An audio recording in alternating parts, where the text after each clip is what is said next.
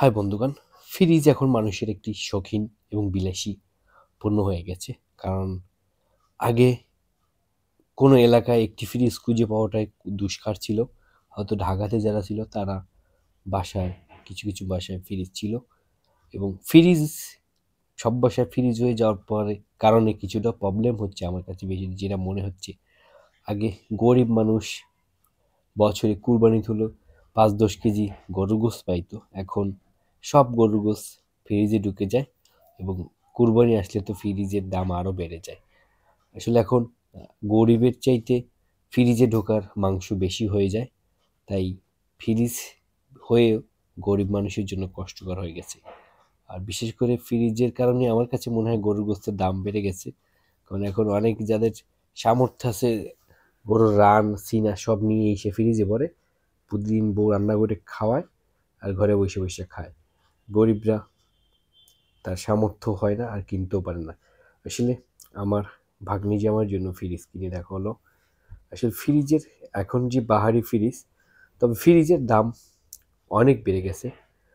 আমি করোনাকালীন সময় আমি একটা স্যামসাংয়ের ফ্রিজ কিনছিলাম, যেটা ৩৮,০০০ টাকা, সেটা বর্তমান প্রাইস এখন প্রায় ৬০,০০০ টাকার মতো। কিন্তু সেই অনুপাতে ওয়ালটন, ভীষণ এবং অন্যান্য ফ্রিজের দামও অনেক বেড়ে গেছে।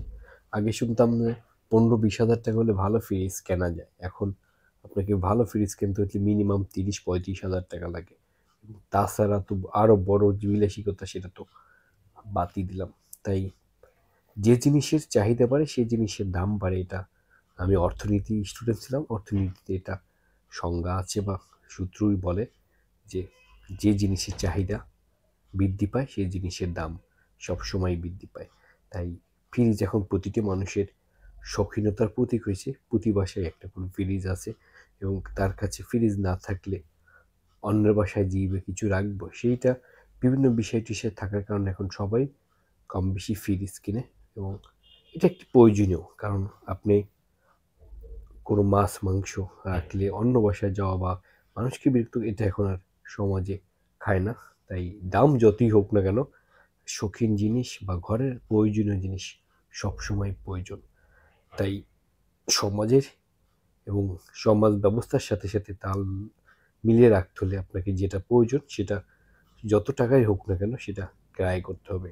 তাই মানুষ হিসেবে ভালো থাকতে হলে সমাজের সবাইকে নিয়ে ভালো থাকতে হবে, এবং সবাই ভালো থাকুক সেই লক্ষ্যেই আমাদের জীবন সাজাতে হবে। সমাজ ব্যবস্থাকে যত উন্নত করা যাবে প্রতিটা মানুষের জীবন ব্যবস্থাও তত উন্নত হবে। ভালো থাকবেন সবাই। সবাই আমার ভিডিও দেখবেন, লাইক করবেন, কমেন্ট করবেন, এবং কোন ফ্রিজটি দেখতে সুন্দর ছিল। আমি ভিডিওটা অতটা ভালোভাবে করা হয় নাই, তারপর যতটুকু করতে পারছি সবাই কমেন্ট করবেন, শেয়ার করবেন, পাশে থাকবেন। আমার মেয়ে কিন্তু এই ভিডিওটা যখন করছিলাম তখন মাথায় চুল ছিল না, এখন মাথায় তার চুলও হয়েছে। তাহলে লাস্ট অনেক দিন হয়ে গেল। ভালো থাকবেন সবাই। আল্লাহ হাফেজ, খোদা হাফেজ।